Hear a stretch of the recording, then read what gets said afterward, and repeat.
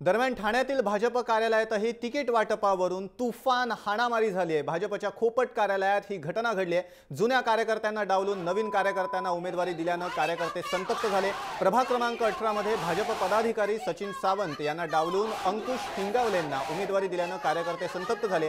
कार्यकर्ते हाणामारीपर्यंत पोहोचले। या हाणामारीत एक जण जखमी झाला।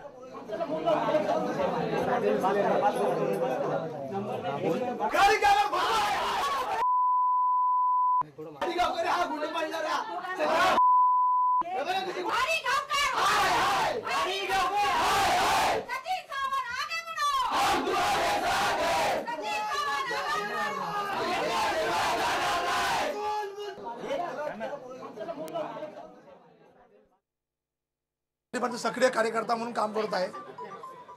पार्टीच्या माध्यमातून रक्तदान शिबिर असो, आरोग्य शिबिर असो किंवा स्वच्छता मोहीम असो, असे विविध कार्यक्रम मी राबवलेले आहेत।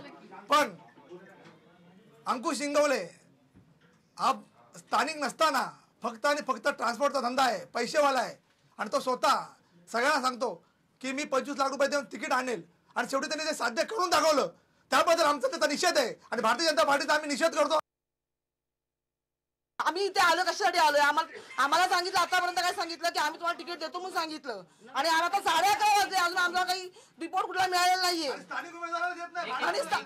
आणि हिंगवले हा कोण आहे? संजय गाडगेचा माणूस आहे। तो संजय गाडगेवर पैसे घेऊन तिकीट देतोय। आमचा उमेदवार जर तिकीट विकली तर पैशाचा पैसा असेल तर आम्ही सगळ्या महिला आमचे मंगळसूत्र काढून आम्ही तर सगळ्या पैसे